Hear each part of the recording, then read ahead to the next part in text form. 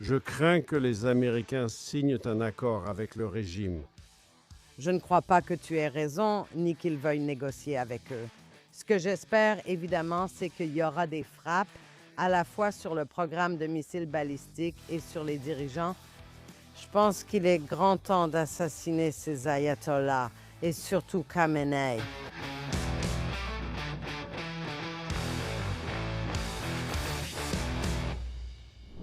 Shalom. Bienvenue dans un nouvel épisode d'Israël Diplomatique. Je suis Marc Regev, accompagné comme toujours de ma co-animatrice Ruthie Bloom. Quel jour nous vivons? Et ça dure encore plus longtemps avec tout ce qui se passe en Iran.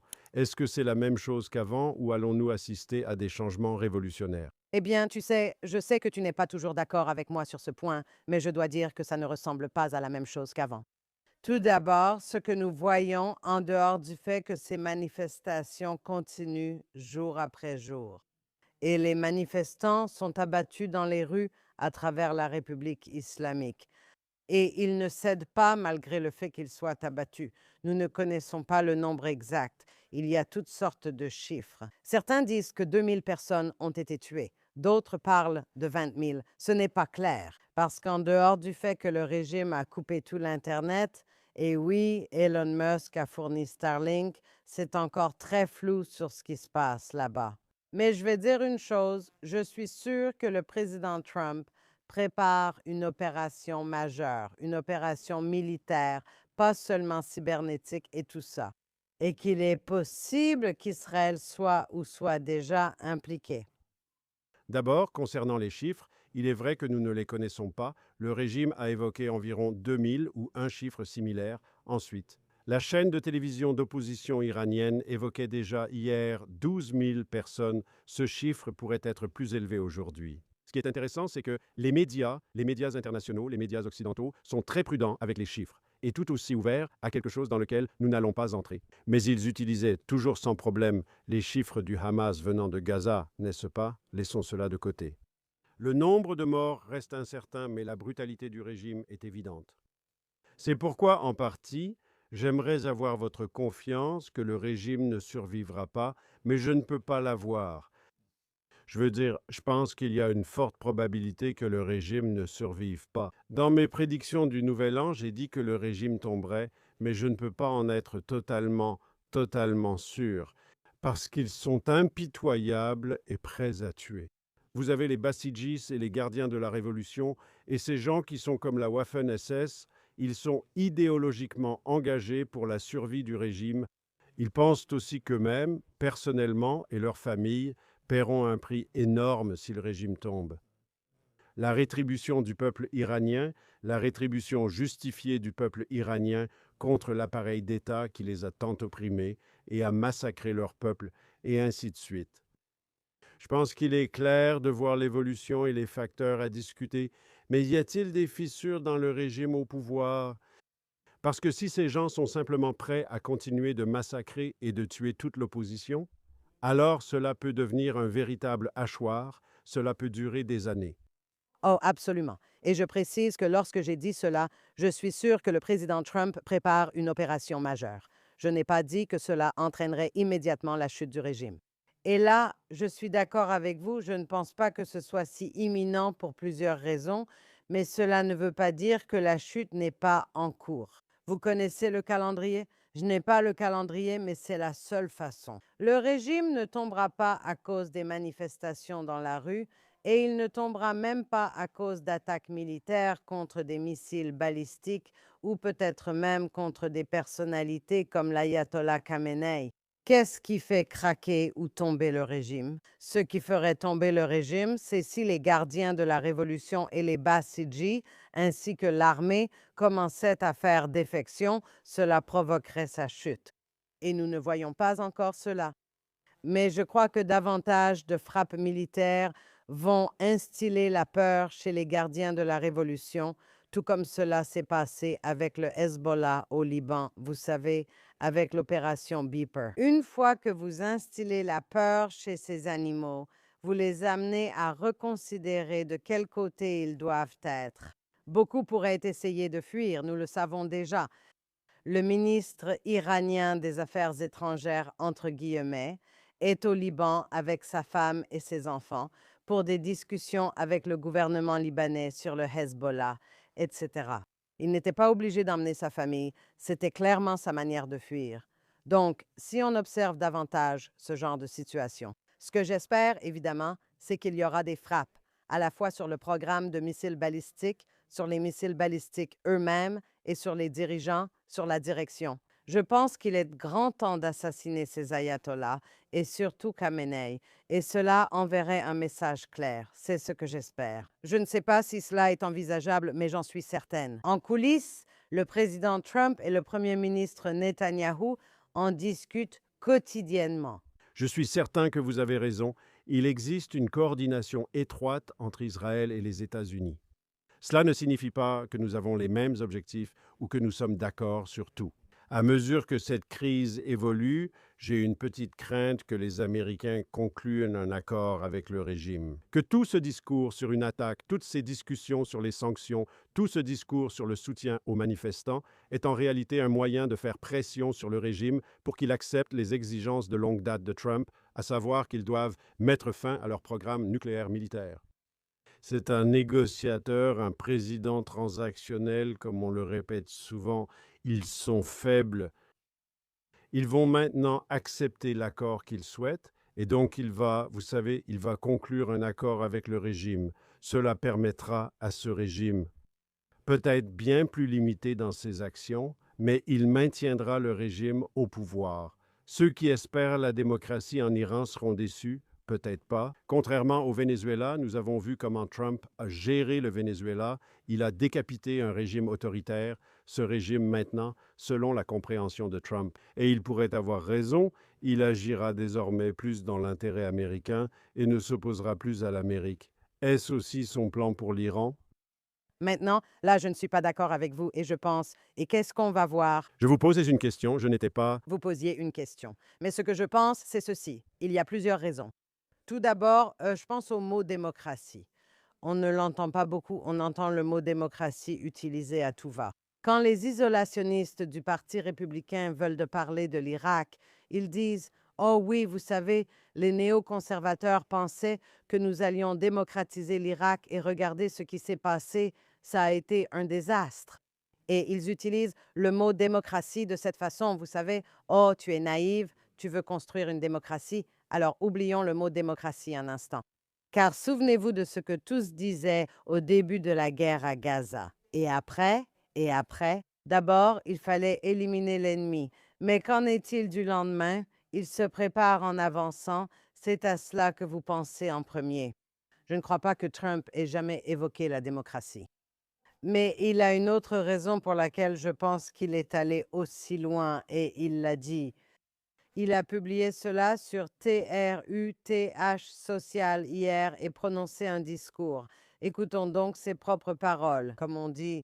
À tous les patriotes iraniens, continuez à manifester, prenez le contrôle de vos institutions si possible et retenez le nom des tueurs et des abuseurs qui vous maltraitent. Vous subissez de mauvais traitements.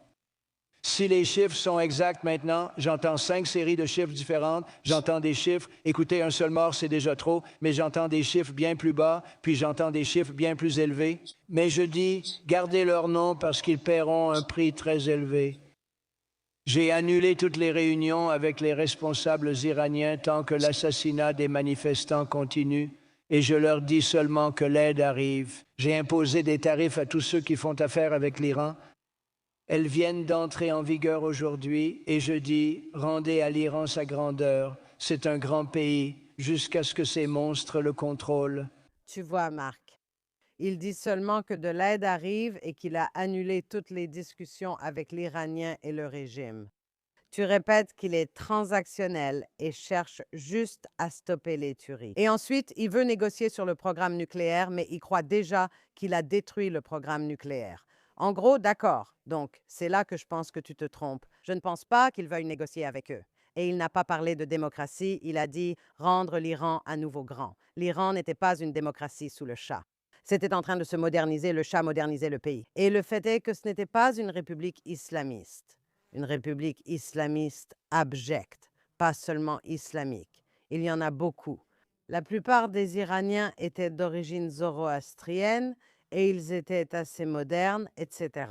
Faire ce genre de déclaration montre que nous sommes en chemin, n'est-ce pas? Nous avançons. Cela signifie des avions, des bombes, peut-être pas de soldats au sol, mais sûrement des frappes de bombes. Je vais répondre à certains points. J'ai écouté Trump attentivement. Les mots qu'il emploie sont importants, d'autant plus qu'il les a écrits, publiés puis répétés, preuve d'une grande habileté dans la formulation. D'abord, quand il demande aux gens de noter les noms des responsables du massacre des manifestants, non, c'est un message clair, c'est une menace, et cela va encourager, espérons-le, et nous devons voir les faits. Je pense que le but est de voir la sécurité intérieure du régime s'effondrer. Ils ne suivront pas les ordres par crainte du peuple et des États-Unis. Voilà l'essentiel de ses propos. Quand Trump leur demande d'écrire les noms de leurs oppresseurs, c'est un message important. Il dit aussi aux Iraniens et manifestants: nous vous soutenons. Il ne précise pas nos actions, mais affirme leur soutien et les encourage à continuer, assurant qu'ils sont derrière eux. Quand le pays le plus puissant du monde le dit, c'est un message important. Et aujourd'hui, vous avez une situation où, à cause de la guerre de 12 jours, le régime a été exposé comme étant faible. Israël a joué un rôle majeur, l'Amérique aussi. Quand les avions israéliens et américains survolaient l'Iran, notamment Téhéran, aucun avion israélien n'a été abattu car leur défense aérienne était détruite. Nous prouvons pouvoir frapper toute cible. En Iran, il semble faible et aucun régime autoritaire ne survit s'il est vu ainsi. Son propre peuple se lèvera et dira: nous ne voulons plus de vous. Le régime a perdu sa légitimité il y a des années. Peut-être qu'à ses débuts, il en avait une auprès du peuple. Personne ne croit plus à l'idéologie du régime. Ceux qui le soutiennent y sont liés par la corruption, recevant pots de vin ou autres avantages. L'idéologie du régime est morte depuis longtemps. Comme en Union soviétique sous Brejnev, plus personne ne croit à l'idéologie officielle. Et ce qui est intéressant, c'est que j'ai vu qu'une partie des manifestants protestaient en fait contre les mosquées. Il y a même eu des actes de vandalisme contre des mosquées. Ils ne s'opposent pas à la religion, mais constatent la présence des mosquées à Téhéran. Elles servent le régime car l'autorité et les gens n'y croient plus. Ils ont perdu leur légitimité, leur présence et l'idée de toute puissance. La situation en Iran est terrible, la situation économique, comme on le dit actuellement. En réalité, ça ne vaut rien aujourd'hui. C'est littéralement dans les toilettes. Les villes iraniennes manquent d'énergie. Les habitants n'ont pas d'électricité ni d'eau potable à Téhéran. Dans d'autres villes, l'approvisionnement en produits de base pose problème et les infrastructures s'effondrent, n'est-ce pas? C'est un pays qui aurait pu être l'un des plus prospères et des plus riches de la planète. Et c'est un État en faillite, et l'échec grandit chaque jour, et le peuple veut mieux. Je finirai sur une note optimiste. L'Iran et Israël ont déjà eu de bonnes relations. Avant ce gouvernement, la République islamique a été instaurée, alors que l'Iran était une monarchie sous le Shah, qui avait aussi ses défauts. Personne ne dit qu'il était un grand démocrate.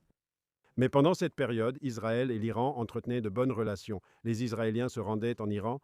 Adolescent, j'ai visité Téhéran avant la Révolution. El Al y volait, j'y ai pris un vol. Un changement de régime en Iran serait un bouleversement majeur, régional et mondial, et ce serait positif. C'est un changement énorme, vraiment énorme. Où est le Hezbollah sans l'Iran? Où est le Hamas sans l'Iran? Où sont les Houthis sans l'Iran? Nous avons vu ce qui est arrivé à Cuba après la chute de l'Union soviétique. Ce sera encore plus vrai pour les proxys de l'Iran sans le soutien financier, logistique et militaire du gouvernement iranien. Ils ne sont plus que l'ombre d'eux-mêmes. En ce qui concerne l'avenir, cela change vraiment, cela change totalement le Moyen-Orient. Si l'Iran devient un ami de l'Amérique et d'Israël, cela change toute la dynamique au Moyen-Orient. C'est révolutionnaire, un changement fondamental. La nouvelle relation avec l'Iran fera oublier les accords d'Abraham. Puis des pays arabes concurrenceront l'Iran pour être le meilleur allié d'Israël et des États-Unis. C'est clairement la direction que prendra l'histoire. D'accord. Eh bien, il se peut que votre scénario se réalise dans quelques années. On ne sait pas parce que vous savez, les choses évoluent très vite au Moyen-Orient. Et c'est une vision très optimiste étant donné que Donald Trump est aussi ami avec la Turquie, ami avec le dirigeant syrien. Vous savez, il y a plusieurs problèmes ici. Et l'Arabie saoudite qui a dit, nous n'allons pas vous laisser utiliser notre espace aérien et ne le faites pas. Même certains partenaires des accords d'Abraham ne soutiennent pas une attaque américaine contre l'Iran. Donc, ces accords sont aussi fragiles actuellement. Je dirais que la raison principale, l'une des principales raisons pour lesquelles le président Trump ne peut pas reculer, c'est qu'il ne veut pas être perçu comme ressemblant, d'une manière ou d'une autre, à Obama, qui a abandonné le peuple iranien. Lors de son investiture en 2009, il y avait des manifestations dans les rues d'Iran à cause de l'élection volée. Et Obama a essentiellement dit, eh bien, vous savez, nous devons laisser les Iraniens. Tu as écrit un livre à ce sujet? Oui, je l'ai fait. J'ai écrit un livre sur la façon dont Obama a essentiellement suivi le chemin de Jimmy Carter et a islamisé tout le Moyen-Orient, en gros. Mais à cette époque, toute son attitude était négative. Nous voulons tendre la main au monde musulman selon sa propre définition. Ce n'était pas le monde musulman modéré. Il tendait la main aux frères musulmans, à tous les méchants. Et il a dit, nous devons laisser le peuple iranien faire ses choix. La secrétaire d'État Hillary Clinton a déclaré à l'époque, nous observons ce qui se passe. Et bien sûr, les manifestants ont été abattus et c'était en gros, c'était la fin de tout ça. Et il n'y a aucune chance que le président Trump laisse le New York Times, le Washington Post ou qui que ce soit d'autre dire quoi que ce soit. En fait, la politique étrangère américaine, c'est comme Obama, il ne laissera jamais cela arriver. Donc je veux répondre à deux choses que vous avez dites. Je pense que vous avez entièrement raison. Trump s'oppose à Obama. Et nous l'avons vu avec la précédente ligne rouge américaine. Vous savez, Obama avait tracé la fameuse ligne rouge à propos de la Syrie. Si Assad utilise des armes chimiques contre son propre peuple, il y aura des conséquences. Finalement, il s'est rétracté. Un faux accord sur les armes chimiques a été conclu, mais Assad n'a eu aucune conséquence. Quand Trump est arrivé au pouvoir et a utilisé des armes chimiques, des frappes militaires ont suivi. Après cela, je ne suis pas sûr qu'Assad ait de nouveau employé ses armes contre son peuple. Encore une fois, il y a eu des conséquences militaires immédiates de la part des États-Unis, ce qui explique aussi la position du président Trump. S'il trace la ligne rouge, il connaît l'importance de la respecter parce qu'il est l'anti-Obama. Je souhaite revenir sur un point que vous avez évoqué concernant les pays des accords d'Abraham. Les Saoudiens peuvent parler, mais leurs actions comptent le plus. Et nous savons que par le passé, et nous nous basons sur des articles de presse, n'étant plus au gouvernement, nous ignorons les secrets et nous appuyons sur des sources ouvertes. Nous savons que par le passé, lorsqu'il y a eu des attaques de missiles iraniens contre Israël, il y a eu des rapports selon lesquels l'Arabie saoudite a permis l'utilisation de son espace aérien pour abattre ces missiles. Nous savons que pendant la guerre du Golfe, d'autres pays arabes étaient également impliqués à travers le Golfe et la Jordanie, et d'autres encore qui peuvent dire toutes les choses pro-arabes et anti-israéliennes à l'Organisation des Nations Unies. Mais pour nous défendre contre les missiles iraniens, ils nous ont apporté un soutien concret. Et ici, je veux vous rappeler que pendant les 2 années de guerre que nous avons traversées à Gaza, au Liban et en Iran, Lufthansa a cessé de voler vers Israël, la compagnie aérienne allemande. British Airways a cessé de voler vers Israël. Air France a cessé de voler vers Israël. Un tas de compagnies aériennes américaines ont cessé de voler vers Israël. Oui, chaque jour depuis les Émirats arabes unis, des vols partaient, Dubaï venait en Israël et Etihad volait vers Israël. Alors me dire à moi et à nos auditeurs que les accords d'Abraham ne signifient rien, je pense que les accords d'Abraham existent bel et bien. J'ai encore de l'optimisme pour un changement en Iran, mais le verdict n'est pas encore tombé. Ce régime pourrait se battre, ce régime pourrait être brutal, ce n'est peut-être pas fini, mais quand ce régime tombera, et il tombera, une dynamique intéressante pourrait émerger sur qui est le plus amical avec l'Amérique, les pays arabes ou les Perses, et avec Israël. Je vais vous dire quel était mon contexte historique. Vous savez, la Grèce et Chypre ont été pendant des années très distantes avec Israël. Mais quand Israël avait une bonne relation avec la Turquie, ils ont soudainement décidé qu'ils devaient avoir une meilleure relation avec Israël. Parfois, les gens rivalisent pour devenir votre ami le plus proche. Je pense que cela pourrait être très positif si une révolution se produit en Iran.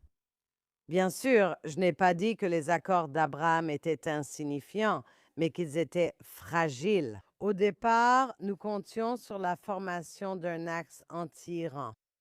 Et c'était l'une des raisons pour lesquelles nous avons supposé, ou espéré, ou peu importe, que l'Arabie saoudite était en voie de les rejoindre, ou au moins de leur donner une approbation tacite, etc. Mais maintenant, l'Arabie saoudite prend ouvertement le parti de l'Iran et la Turquie prend ouvertement le parti de l'Iran. Et les Émirats arabes unis ont dit à Trump, n'attaque pas l'Iran. Je voulais dire, c'est instable parce qu'au final, tu as raison, ils veulent attirer l'attention de l'Amérique, mais l'Amérique, tu sais, Trump a déjà donné. Il a juste, il a tellement choyé Mohammed Ben Salman d'Arabie saoudite et aussi. Et il a aussi dit qu'il adore Erdogan de Turquie. Et il a aussi dit que le dirigeant syrien est un type génial, beau gosse, tout ça. Pendant ce temps, en Syrie, les Kurdes sont massacrés, massacrés. D'accord, je dis juste, tu ne sais pas que ces gens-là ne changent pas vraiment. Ces djihadistes ne se réveillent pas un jour en arrêtant d'être des djihadistes. Donc c'est là où je suis sceptique, mais là où je ne le suis pas, c'est sur l'intention de Trump de mener une opération militaire sérieuse qui est en préparation en ce moment. Évidemment, je peux me tromper et c'est peut-être un vœu pieux, mais d'après ce que je vois, j'en doute fortement. Trump va juste dire: j'ai fait ces grandes déclarations et je vais maintenant reculer. J'ai juste du mal à le croire vu son comportement passé, ce n'est pas ce qu'il fait. Il y a beaucoup d'experts qu'on peut entendre dans les médias, vous savez, des experts qui diront des choses comme, vous savez, si l'Amérique et Israël attaquent l'Iran, alors le nationalisme iranien prendra le dessus.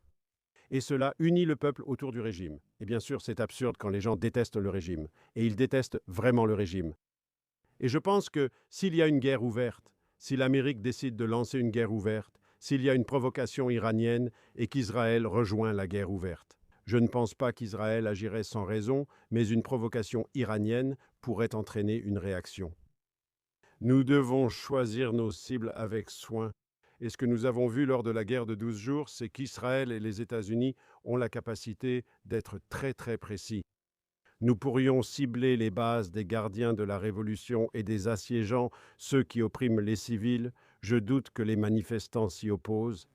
Nous pourrions frapper les portes, comme nous l'avons fait par le passé, de certaines prisons où ils détiennent toutes les personnes arrêtées pour leur permettre de s'évader. Je ne pense pas que les gens nous en voudraient pour cela. Nous pourrions frapper des cibles du régime comme le Parlement iranien, qui est bien sûr un foyer d'extrémisme. Et vous savez, parce que la faction extrême du régime contrôle le Parlement, nous pourrions frapper le palais présidentiel. Nous pourrions en fait cibler de manière chirurgicale des figures clés du régime comme le guide suprême, l'ayatollah Khamenei. Autrement dit, nous pourrions riposter avec des frappes douloureuses pour le régime, ce qui renforcerait l'élan des manifestants. Bien sûr, c'est ce que j'espère et crois qui va arriver. En outre, les manifestants ont encore incendié des bâtiments gouvernementaux. Nous ne savons pas dans quelle mesure, mais nous savons que cela se produit bel et bien et que cela arrive chaque nuit. Et vous savez, comme je l'ai dit, je ne sais pas ce qu'il en sera le lendemain, etc. Je sais que ce que vous avez dit sur toutes ces années est vrai. Si le régime ou le programme nucléaire est attaqué, les Iraniens se rassembleront autour du régime. Vrai ou non, autrefois, je l'ignore, mais je peux vous dire une chose.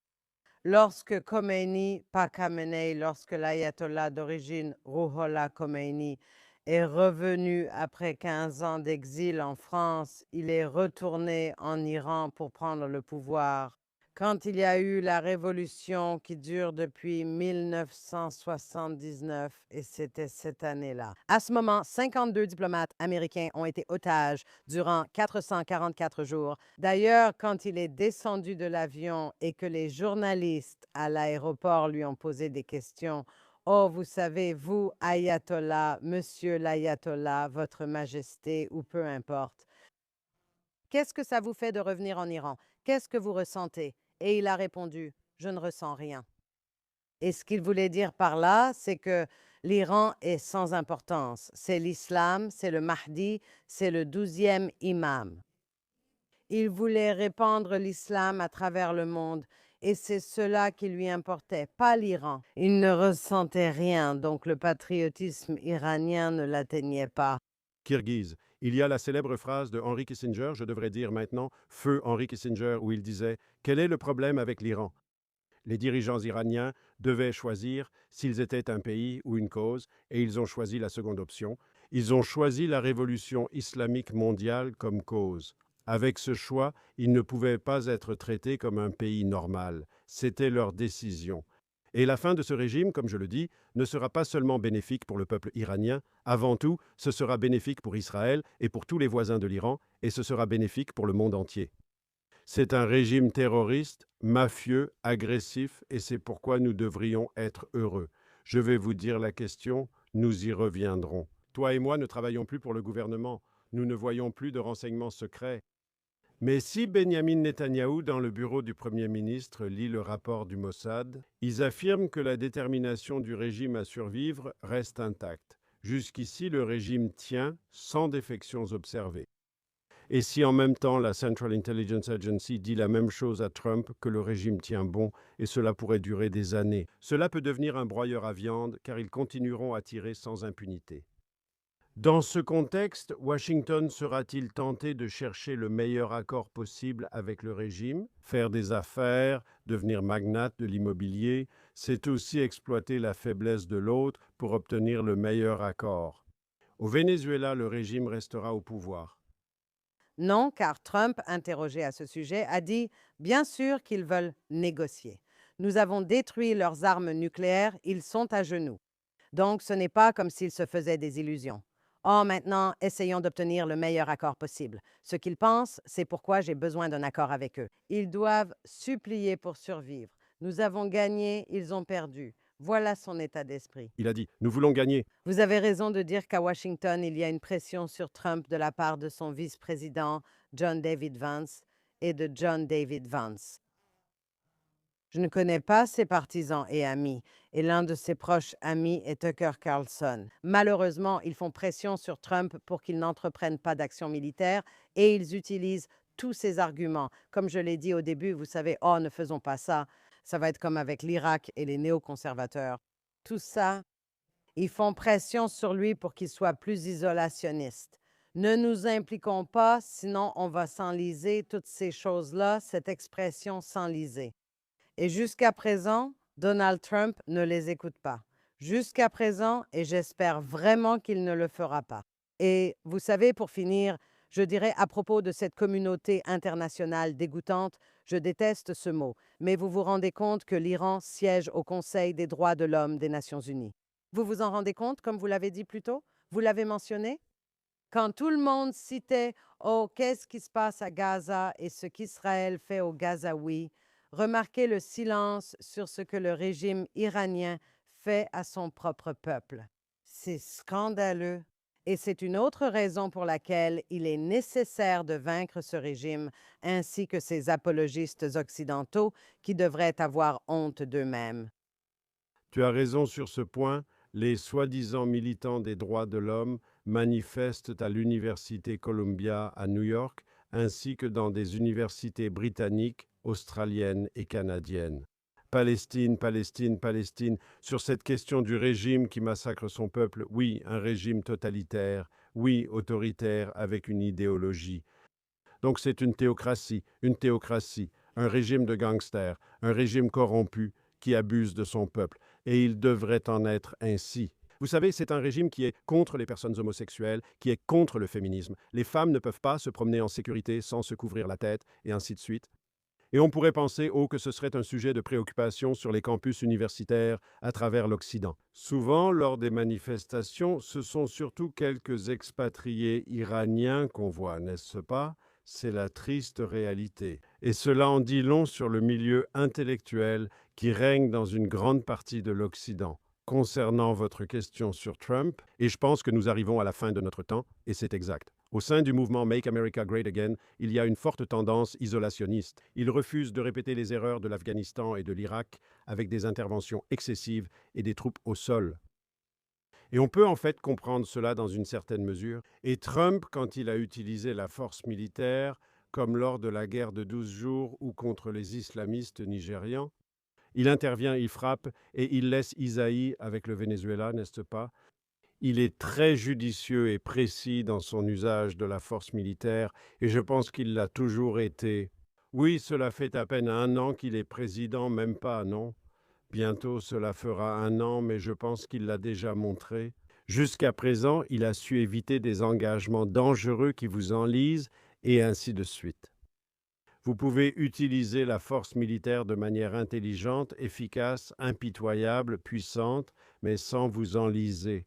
Et nous verrons comment cela s'appliquera dans les jours et les semaines à venir, comment cela s'applique en Iran, ce que je veux saluer. Et peut-être que nous passerons les 3 dernières minutes de notre programme à en parler. Le président Trump a accordé une longue interview au New York Times, ce qui est intéressant puisqu'il a accepté de parler au New York Times. Ils ne sont pas particulièrement sympathiques avec lui la plupart du temps. C'est le moins qu'on puisse dire. Oui, et il a dit, il y a quelque chose de très intéressant. Dans cette interview, il a condamné l'antisémitisme au sein du mouvement Make America Great Again. Il a dit, il n'y a pas de place dans le mouvement Make America Great Again pour l'antisémitisme. Nous en avons parlé dans cette émission, vous en avez parlé de nombreuses fois auparavant. Certains éléments antisémites au sein de la droite des États-Unis ont eu une tribune, ont défendu ces idées. Je pense que le président, le chef du mouvement Make America Great Again, s'est opposé à cela de la manière dont il l'a fait. Cela mérite des éloges. Absolument. Et cela montre une autre différence entre lui et son vice-président. Car quand John David Vance, interrogé quelques jours plus tôt sur l'antisémitisme dans le parti ou ailleurs, sa réponse était de ce type. C'était comme les gauchistes. Il a dit, toutes les formes de haine sont mauvaises, il n'y a pas de place pour elles. C'est une façon d'éviter de parler de l'antisémitisme. Et comme son grand ami est Tucker Carlson, qui soutient, et le fils de Tucker Carlson travaille pour John David Vance dans son service de communication. Vous savez, il fait des clins d'œil aux éléments indésirables du Parti républicain, voire à ceux en dehors du parti qui le soutiennent. Reste à voir ce qui va se passer. Mais une chose que je peux dire, c'est que d'ici notre prochain podcast, qui sait quelles choses incroyables se seront produites. D'ici là, je suis certaine qu'il va se passer quelque chose cette semaine. Nous attendrons et je vous retrouverai ici la semaine prochaine pour l'émission. D'ici là, Ruthie, J'ai hâte d'y être.